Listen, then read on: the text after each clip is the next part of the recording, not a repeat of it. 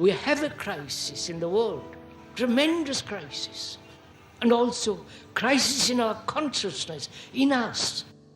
I see the urgency of change, radical revolution, mutation in the mind. I see it. It is necessary. There is complete quietness of the mind, and that which is silent has vast space. Only then that which is nameless comes into being. This is Urgency of Change, the Krishnamurti podcast.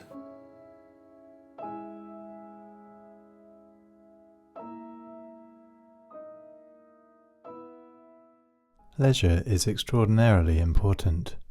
To have a mind that is not constantly occupied or chattering. It is only in that unoccupied mind that a new seed of learning can take place. Hello and welcome to episode 259 of Urgency of Change.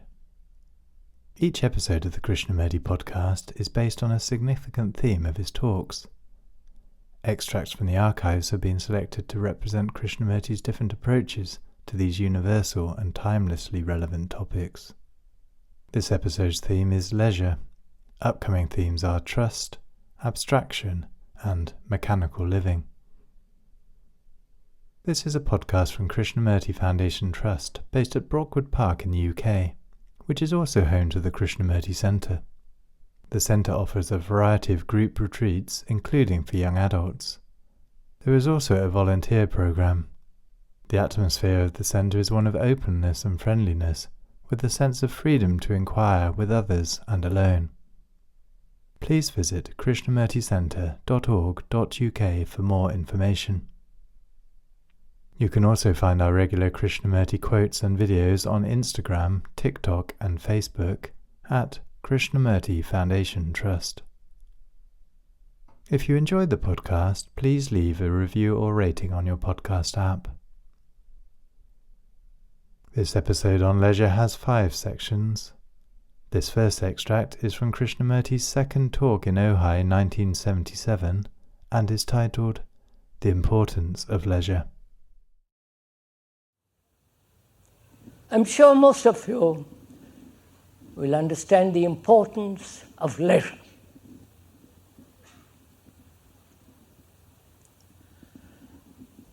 Because it's only when you have leisure that you can learn.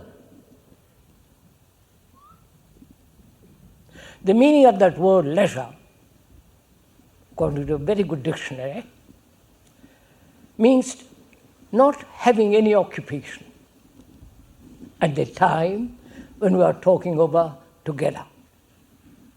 Not to be occupied all the time, psychologically, physically, or intellectually. Just have plenty of leisure so that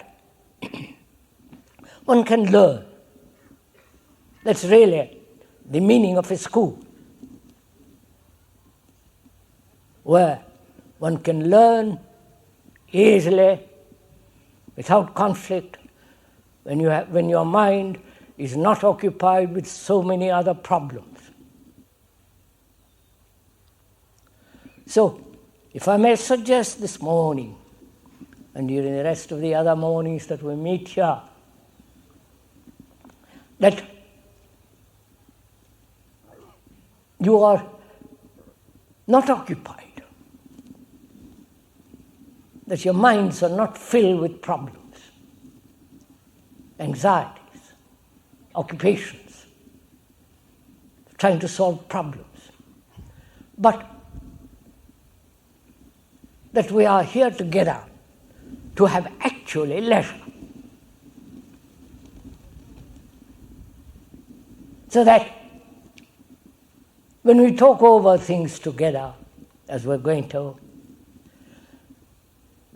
that leisure, which is the mind not being occupied, not chattering, not trying to find out, just having plenty of leisure, so that in that state one can learn. There are 2 types of learning. either memorize what is being said, which is what most of us call learning, or learning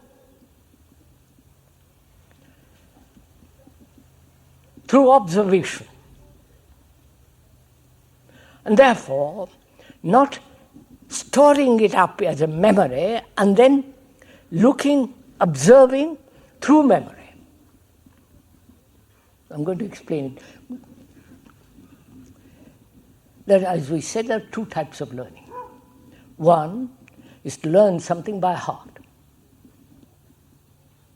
so that you store it up in the brain and act according to that knowledge, skillfully or not skillfully. That's what most of us do. When we go to school, college and university, we store up a great deal of information called knowledge, and according to that knowledge, act beneficially for oneself or for society, skillfully or incapable of acting simply, directly. That's one type of learning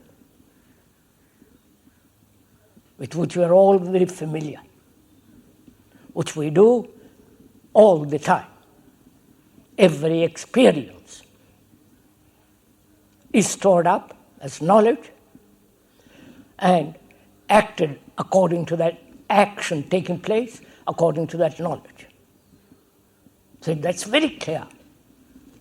As with most of us, it is so. Then there is another kind of learning, which probably you're not quite accustomed to, because we are such slaves to habits, to tradition, to every form of conformity. There is the other type of learning, as we were saying, which is to observe.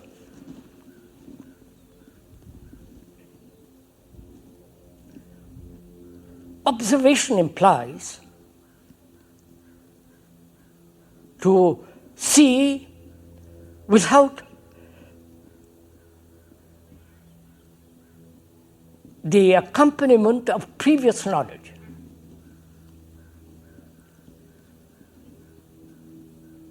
To look at something as though for the first time, afresh. And if you observe things afresh, then there is not the cultivation of memory. Because each time you observe, and through that observation, you learn, store it up as memory, then the next time you observe, you are observing through the pattern of memory. Therefore, you see never anything fresh, right? You understand?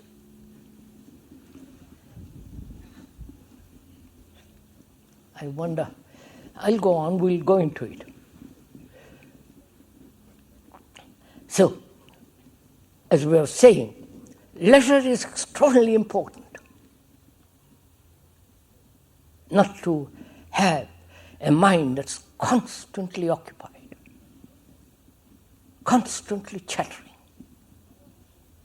Because it's only in that unoccupied mind a new seed of learning can take place,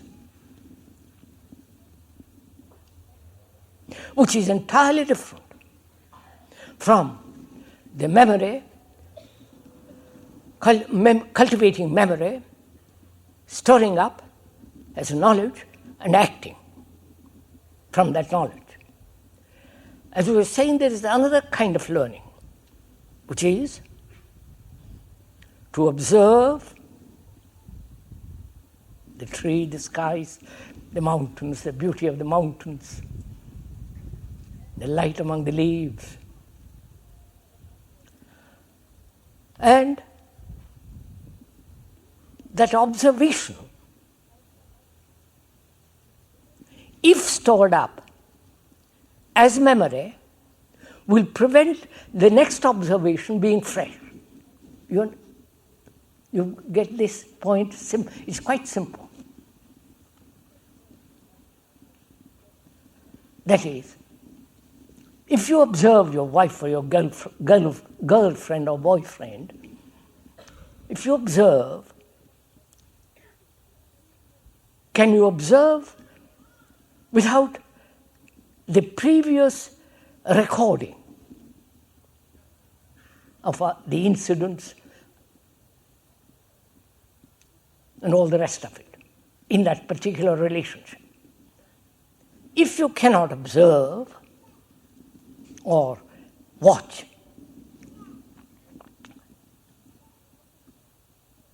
the other without the previous knowledge, then you learn much more. I wonder if you're understanding what I'm talking about. Am I conveying anything or nothing at all?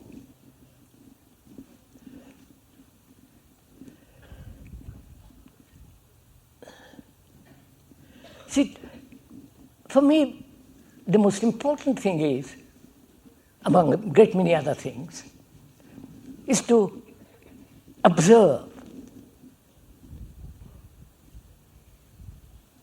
And we mean by observing, not to have the division between the observer and the observed. Most of us have this division. The observer, who is the total summation of past experiences, knowledge, and all that, which is the past, then that past observes. So there is a division between the observer and the observed. That is the source of conflict. Right? I wonder if you see this. As we said yesterday, wherever there is division, there must be conflict between races, between people, between two individuals, husband, wife, boy or girl, nations, divisions of belief, divisions of churches, any form of division must bring about conflict. That's clear. Now, is it possible not to have that conflict at all, right through one's life? You understand my question? We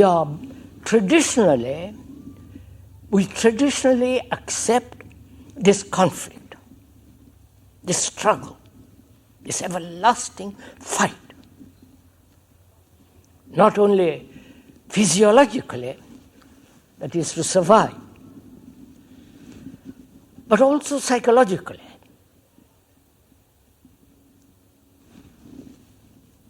The good and the bad and so on, the division.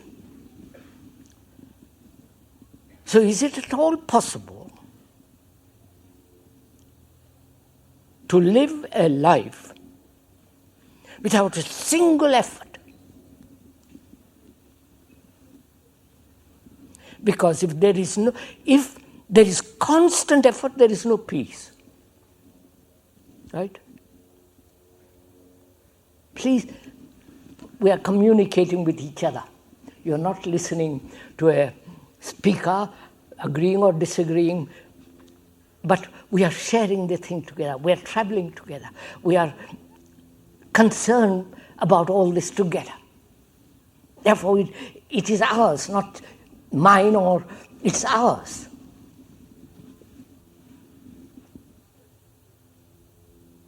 So we are asking, as man has lived centuries upon centuries, a life of battle, conflict, both outwardly and inwardly, constant struggle, to achieve, and the fear of losing, dropping. We all are familiar with all this. Now we're asking, is it possible not to have any conflict or even a shadow of conflict in one's life? Otherwise you can never have peace. You may talk endlessly about peace, but there will be no peace as long as man is conditioned to the acceptance of conflict. So we are asking, is it possible to live a life, in daily life, in all strata of life, both outwardly and inwardly, a life that is absolutely without conflict?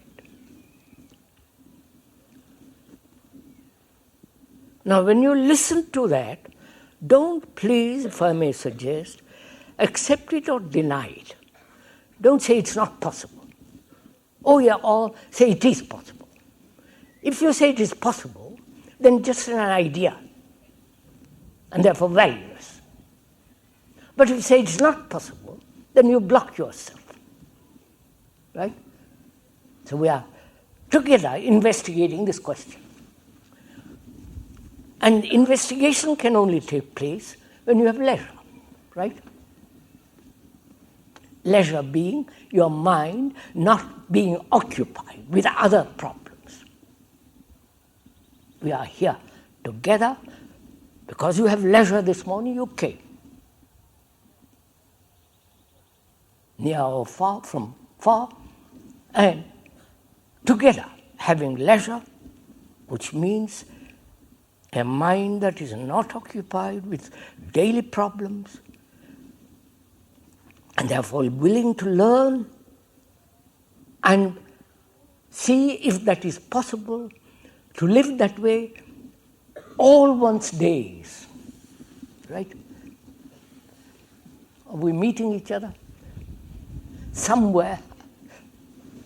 Not verbally, I hope, but actually. Because it's our problem.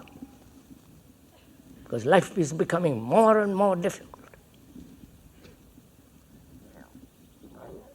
Mere survival, physical survival, is becoming enormously difficult. Overpopulation, national divisions, economic equalities, all the rest that's happening. Life is becoming extraordinarily difficult.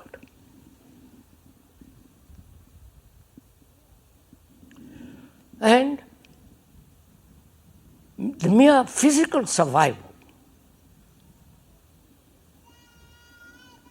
one is conditioned to the fact that one must make tremendous effort to achieve a position and hold it.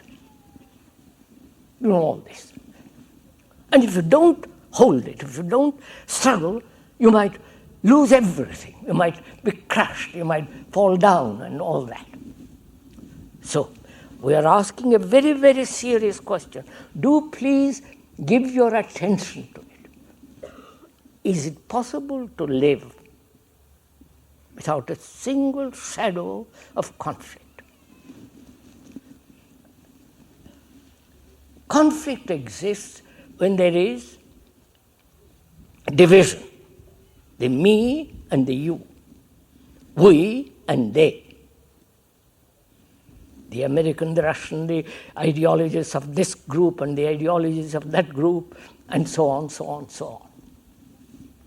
Psychologically first, which is most important, not physiologically.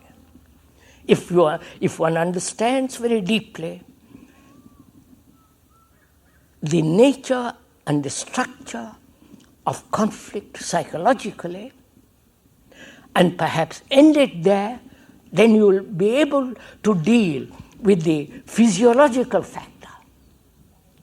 But if you are only concerned with the physiological factor, biological factor, to survive, then you'll find it enormously difficult. You can't probably do it at home. So we are concerned, as we have leisure this morning, sitting down together in a beautiful place, with a lot of shadow, green trees and the mountains and the cool breeze. I hope it's not too cold. And having leisure, we are examining, exploring together the fact whether one can live a life that is really without conflict and therefore with deep care, affection, attention.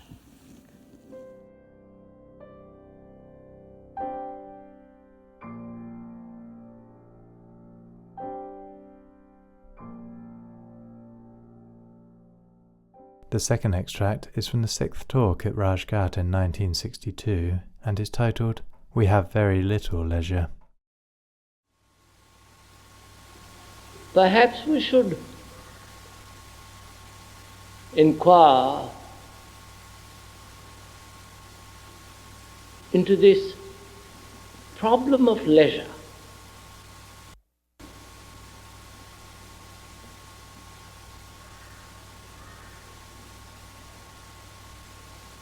Leisure does breed with most of us discontent.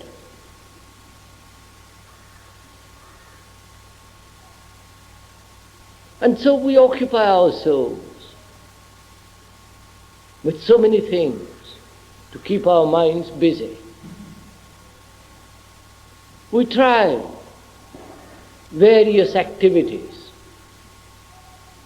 and if they are successful, profitable, gratifying, then we settle in those. And the rest of our life is spent in furthering that particular cause or that particular thing to which we are committed. And so our days and our thoughts and our feelings are taken up with that. So there is very little leisure. I think leisure is very important. That period when you have nothing to do, that time when there is no thought, no occupation, when your mind is not asleep but very alert, attentive. And most of us have very little time for that, because our days are taken up with gaining and losing, going to the office, attending meetings,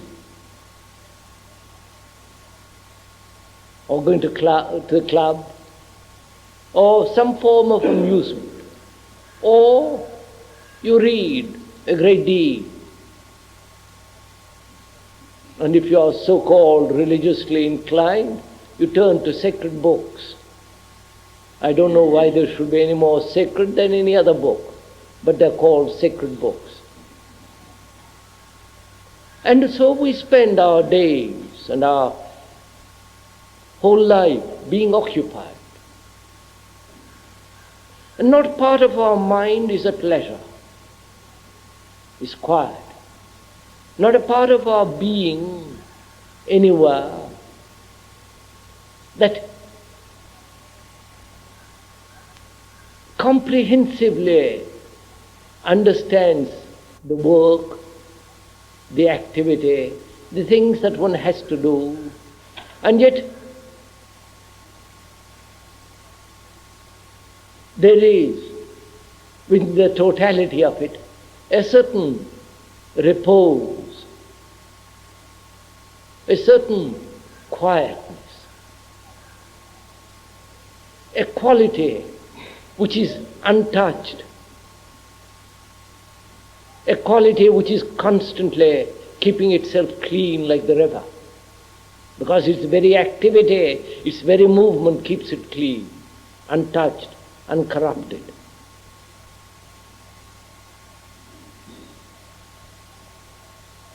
And for most of us, discontent is a torturous thing.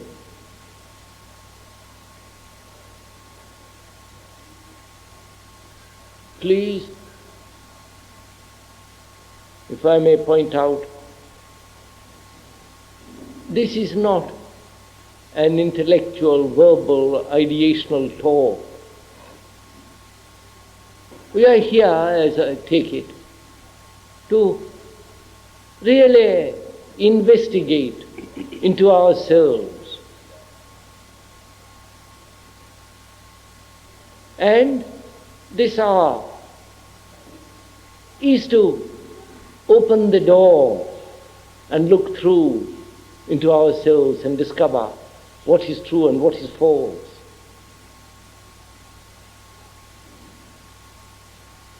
And perhaps in merely listening to the words, you might be able for yourself to see clearly without distortion the actual process of the mind, the ways of one's own thinking, and the habits of one's own feelings. So most of us are discontented. We try this and that, and we are always wanting to commit ourselves to a course of action.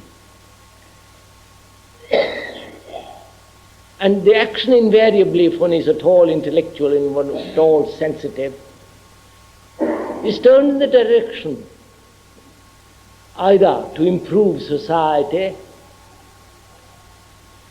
social work, or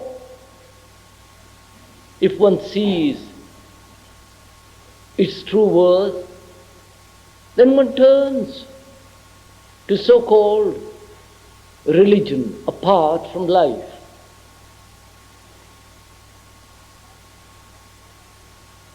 And one finds something in this process of wandering in action, some activity that's completely satisfactory. And there one remains solidified in that activity.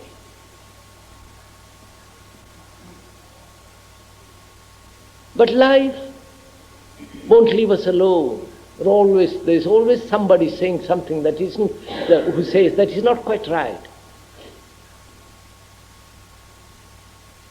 So again you begin to be discontented. And so keep going till you find. And so we're always avoiding leisure. You know, that time when there is no occupation at all.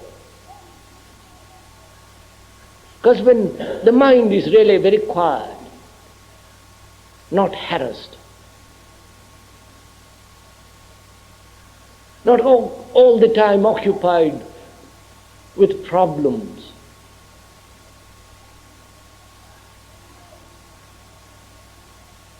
then perhaps out of that quietness, some other quality can come into being.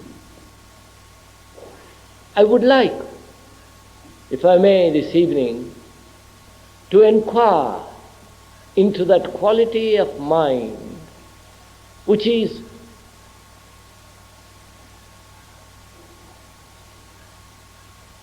has leisure and has not committed itself to anything, which can see, act, and yet be uncontaminated.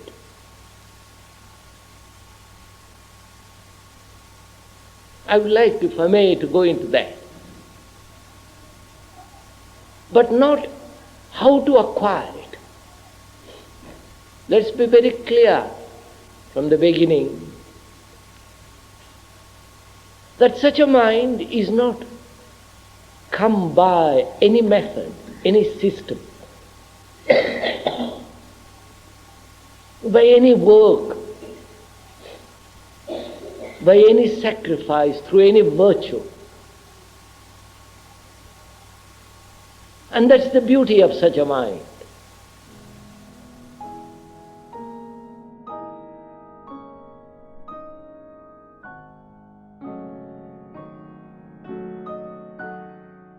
The third extract is from Krishnamurti's 7th talk in Bombay 1964 and is titled, What Will We Do With Our Leisure?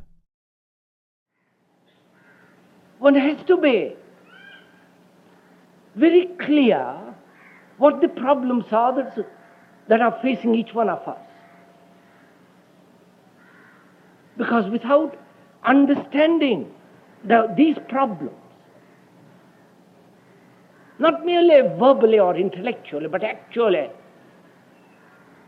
realizing the implications of all these problems,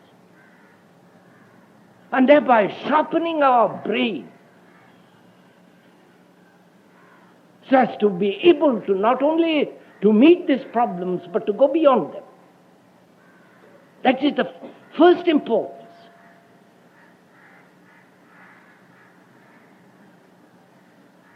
One sees what is going on in the world. First, there is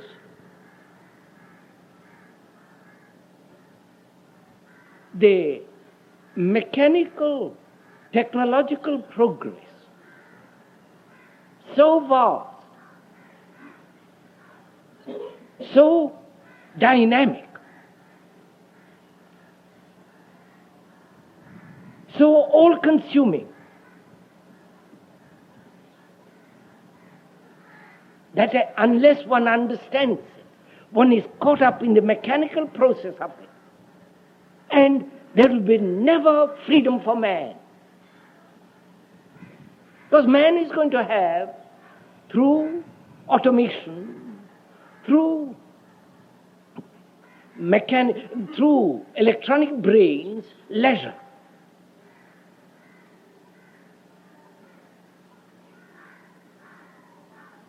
In 50 or more years, the problems, the economic problems of food, clothes and shelter will be solved.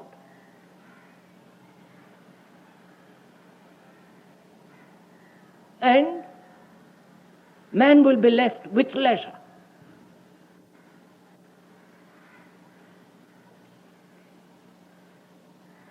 Factories can be run by a dozen people or so, not 3,000 or 30,000 are unnecessary.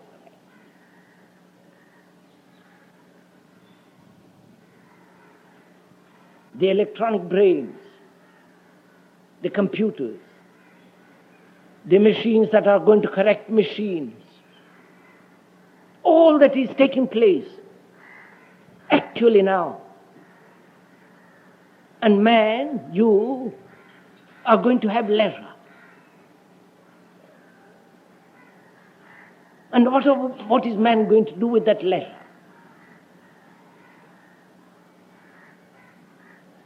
The organized religions are going to take over that leisure as amusement, entertainment are going to take over that leisure. This is going on.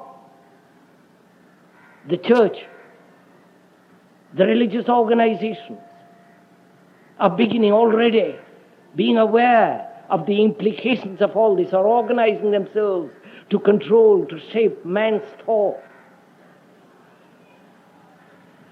And of course there is entertainment, organized or individual amusements. So that either we understand the whole significance of leisure, or we're going to be absorbed in these two channels. And as society will go on in a state of corruption. Society is always in a state of corruption.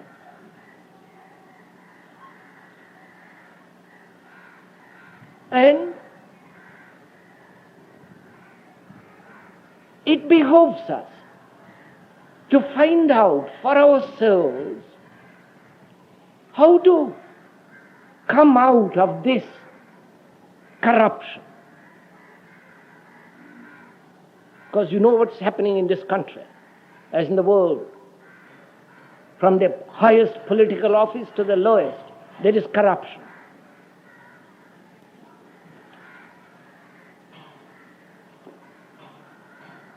Everywhere in the world of art, music,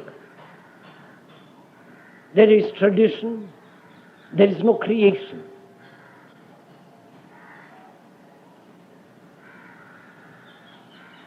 Religion, as it is practiced now, is absolutely meaningless and utterly disastrous for man. It has no meaning. It's an escape from actual life of boredom, of fear. And all the rituals with their priests have no meaning whatsoever, though momentarily they give a kind of sensation.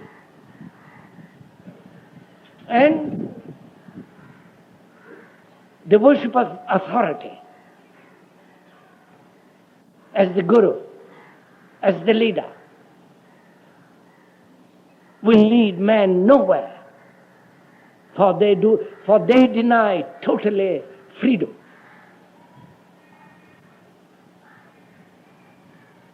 So these are some of the problems. That first, there is no freedom.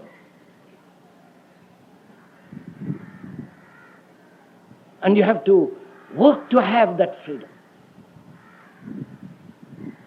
Because it's only in freedom that you can discover what is true. You will not have freedom either through any form of government, communist, socialist, or otherwise. So governments are not going to solve your problems. Nor science. You may go to the moon, or go into the bowels of the earth.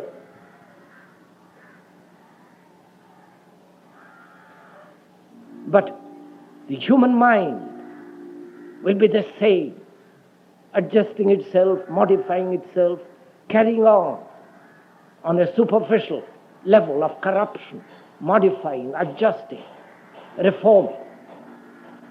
No, any social reformer, whatever his reputation, whatever his activity, is going to bring freedom to man. Every social reformation is the denial of the freedom of man, because he sustains the corruption of society.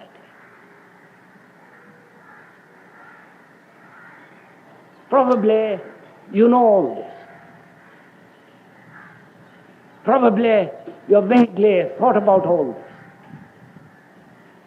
And probably you find there is no way out of it.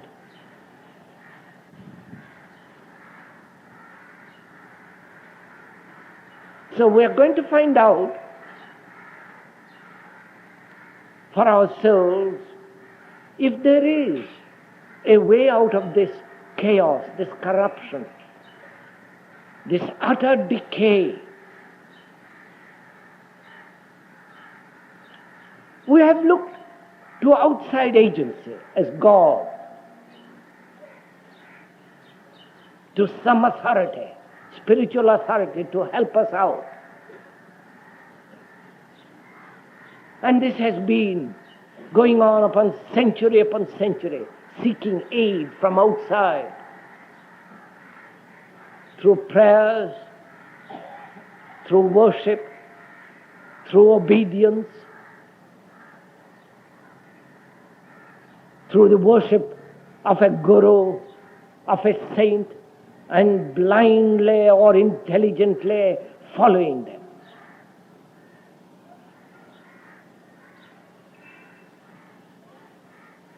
We have tried so many ways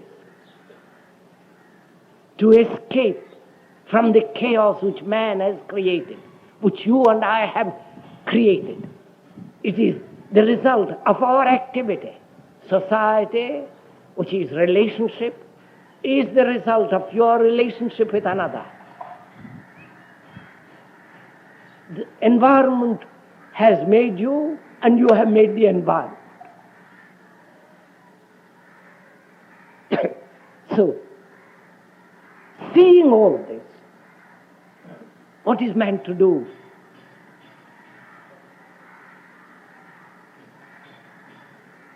There is no escape.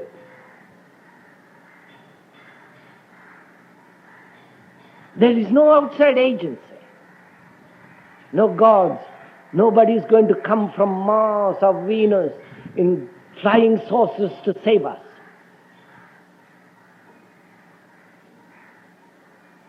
No religion, no belief, no dogma is going to purify the mind and the heart so completely that you come out of this with beauty, with extraordinary sense of compassion and love.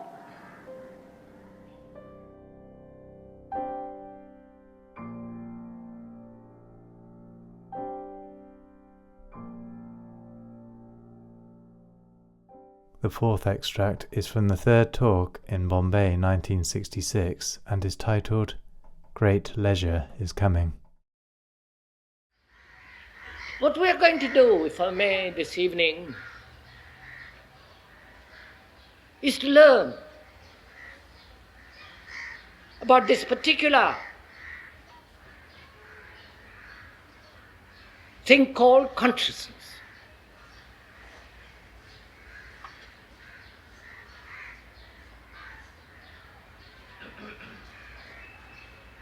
To learn about it, obviously, you must come to it afresh. You may have read books, you may have ideas, opinions, but what you have read, your opinions, your knowledge, according to somebody, is not what is the fact. To understand a fact, opinions are not necessary. On the contrary, they are a hindrance.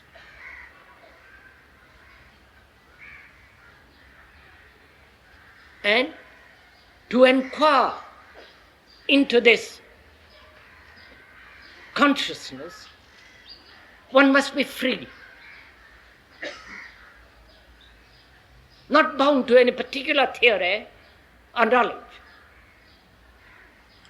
And so, the first requirement of a serious human being who wants to learn, he must be free. Free to inquire. That means not afraid.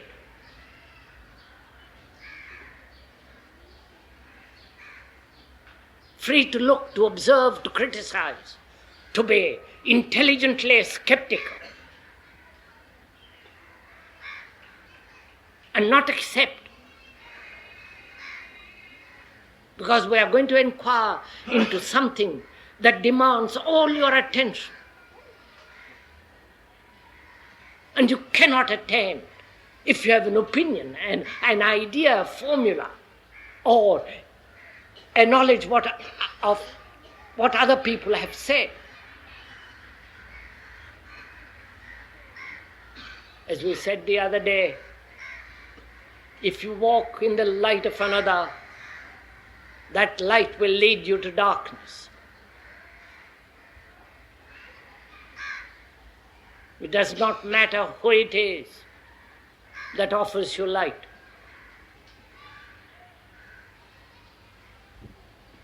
but to walk in the light of one's own understanding, which can only come about when there is attention and silence. And that demands a great deal of seriousness.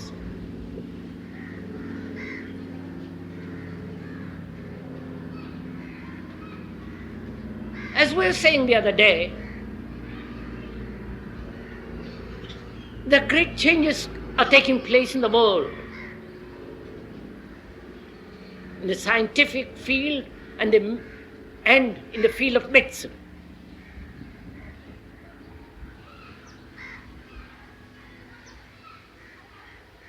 That is, the computer and automation are going to give man a great deal of leisure.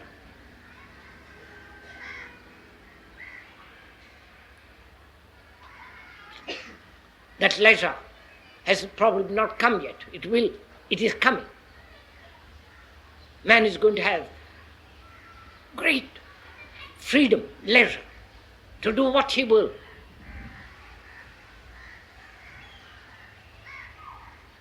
And science also is probing into the question of prolonging life indefinitely.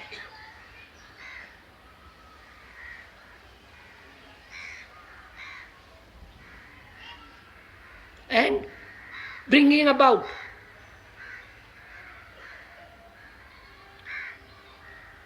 children through different methods and so on.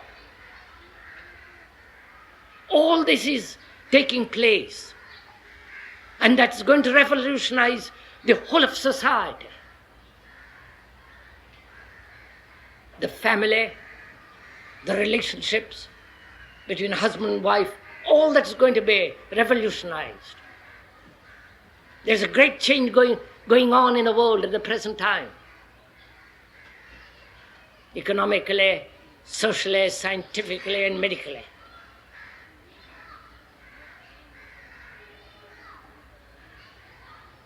And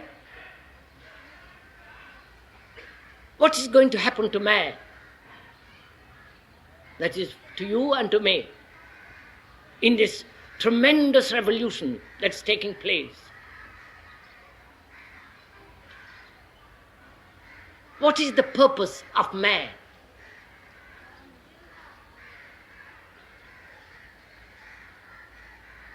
Why does he exist at all?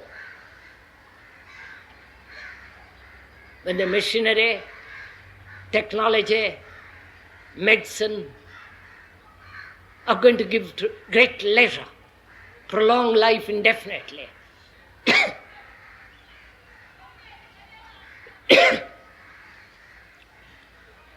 Then why does man exist? What for? Because drudgery, work are going to be taken away from him. People are already talking about giving man a certain sum of money when he's born and let him be free. That's coming. Everything is possible now. And what is man to do?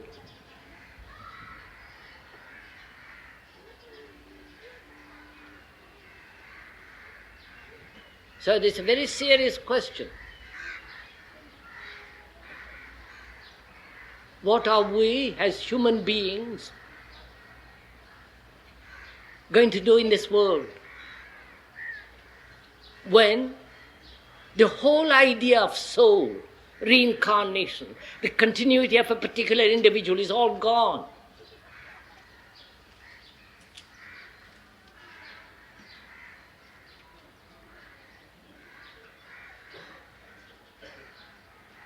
So we have to learn anew about a new way of living.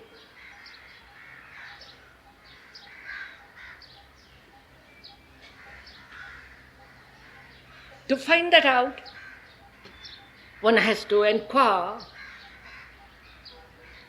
into this state of mind, into this consciousness, and whether it is possible fundamentally at the very basis, at the very root, to change the totality of this consciousness.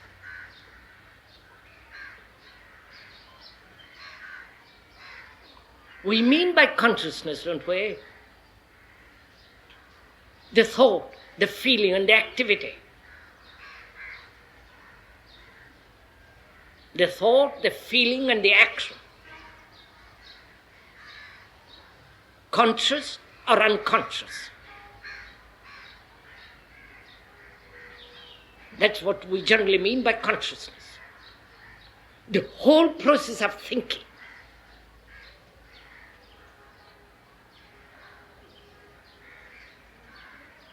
The senses that create the feeling.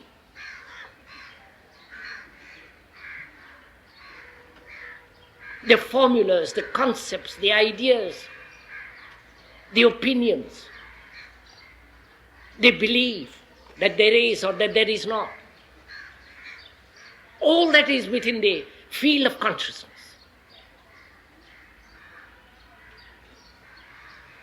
And that consciousness is the result of time.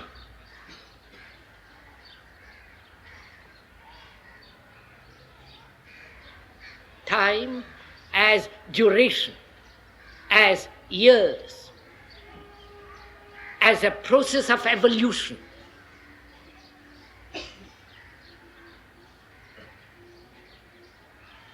From the thoughtless to the most profound thinking.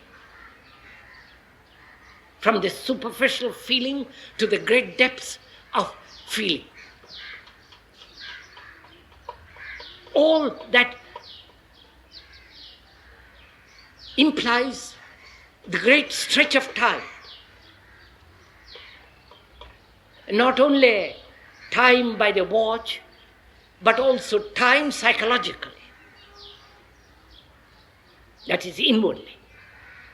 Thought is consciousness. Thought is time.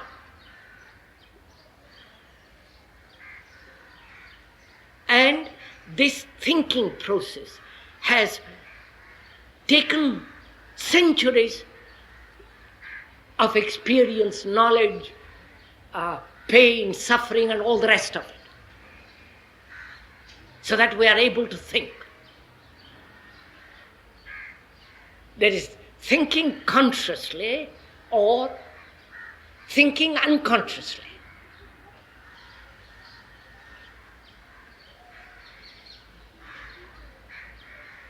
And the unconscious as well as the conscious is still consciousness. And we divide it for convenience. In fact, there is no such division. Now, all that is the result of centuries of experience, knowledge, information, tradition either of the enormous past or the tradition of a few years or a few days. The technological influence, the technological knowledge, all that is within the field of consciousness, both the conscious as well as the unconscious. And within that field, we act. And within that field, there is sorrow, pleasure, pain.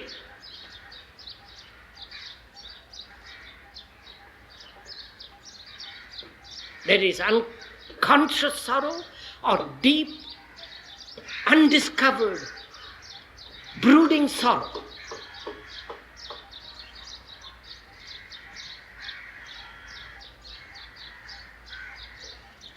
And to bring about a radical change must lie beyond this consciousness.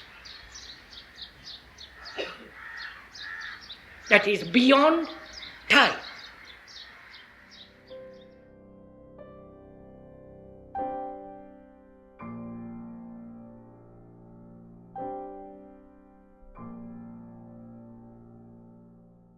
The final extract in this episode is from the 5th talk in Bombay 1962 and is titled Leisure and Laziness.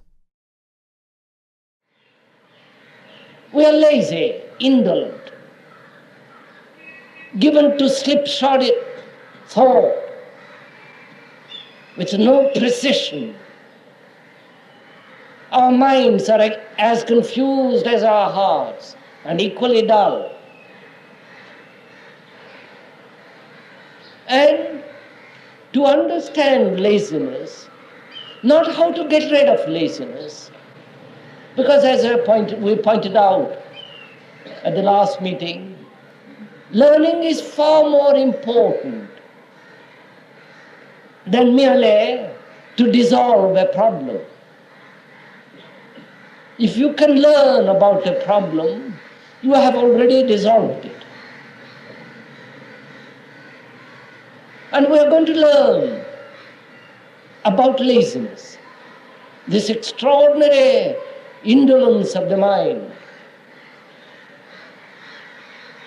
I mean by learning, not accumulating knowledge about laziness, which becomes merely verbal. But learning implies investigation. And to investigate, the mind must be free to find out. And there is no freedom if you merely acquiesce, agree, or deny, or defend yourself behind a barrier of words and conclusions. These are distractions which prevent the clarity in which learning can take place. So please, we are going to learn together about laziness. Especially with a people who live in a climate, who have lived under various forms of tyranny and authority.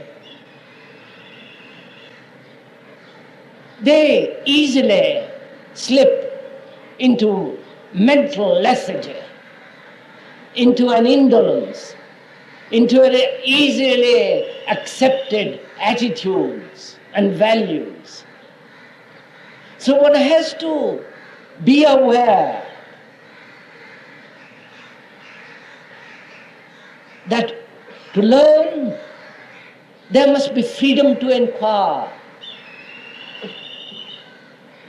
And we are going to learn about this quality, this thing called laziness. As I said, the essence of laziness is self-pity. I am going to go into that statement, because if we do not understand this problem, this question of self-pity, we shall not understand what is to follow, which is sorrow.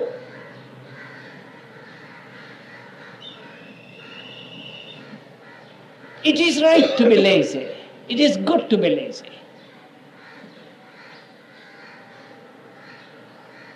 I mean by laziness in that sense, not to be incessantly active, like the ant, or the monkey everlastingly doing something. Most of our minds are everlastingly occupied with some word, problem, idea, issue. It's always chattering to itself. It's never lazy. It's never quiet. It's always under attention. And a mind that is not indolent, not lazy, but has that quietude,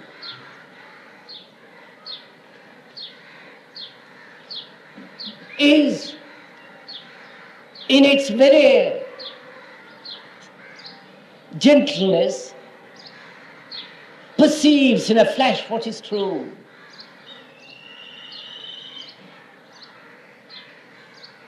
And that laziness, that indolence, that sense of infinite leisure, which is not to be confused with comfort. A mind at leisure is an extraordinary mind, but then it is not caught up in the net of action. It's not everlastingly chattering with itself or about something. So there is a quality of leisure, of quietude, a sense of indifference, which is necessary. But that sense of quietness, that sense of infinite emptiness in which a flash of the real can take place, is only possible if we understand the laziness of not only the body, but also the laziness of accepting ideas, thoughts, assertions and conclusions, along which, like a tram car, we run along the same grooves. And we do not know even, we are not even conscious that we are running on grooves. That is laziness. Not to know, not to be aware that your thought, your feeling, your activities are perpetually along the same lines, along the same grooves. What you have thought when you are 30, 20, you are still thinking about the same thing. There is no change, there is no breaking away. There is nothing new. There is no freshness. And laziness of the body, the indolence, which most people have, they feel they can arouse to activity by disciplining the body, forcing it, driving it, compelling it. Every form of compulsion creates conflict. And a mind in conflict with the body doesn't give energy to the body, to the organism, but creates conflict. And that conflict is not the energizing quality which makes the body active. So discipline, control, forcing the organism to conform, to get up from bed, to do the various things to assert its activity, only creates resistance. And where there is resistance, there is contradiction. And it is this contradiction which is not understood breeds laziness. If you have studied your own body, watched it, observed it, then you will know when it should rest and when it should not rest. Then you will know that you need no compulsion, no enforcement, no driving the body to do something. It will do it naturally, spontaneously, easily. For that you must understand the whole process of your own mental indolence.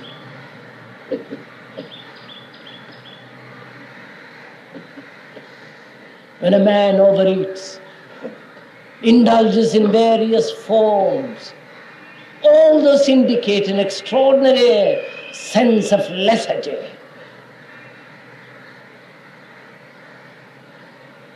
Because his mind is asleep. He merely follows an appetite which has become a habit. And that habit is merely a thoughtless continuity of what has been. So, it is important to understand the process of the mind that has become lazy. There is laziness as long as there is conformity. Settling down in the little corner that you have carved out for yourself and your family. Feeling safe. Emotionally, mentally. Feeling certain that you have achieved a certain result. Patting yourself on the back.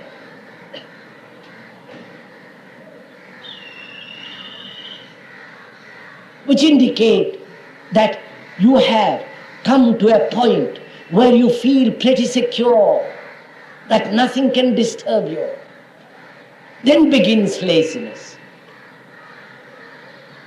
And it is that laziness which is the essence of self-pity.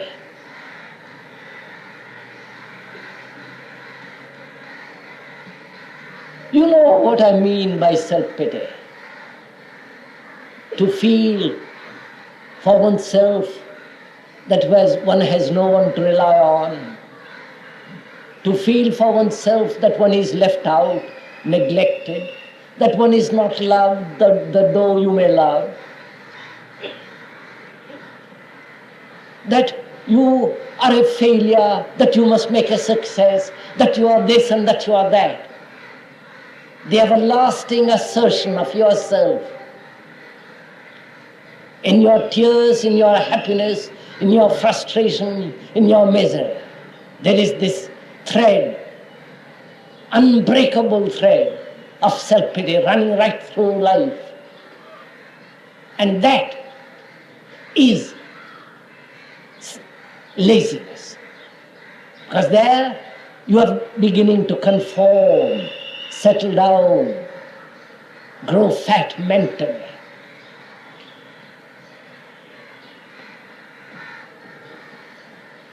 And everyone seeks security in that laziness. And having established that sense of security psychologically,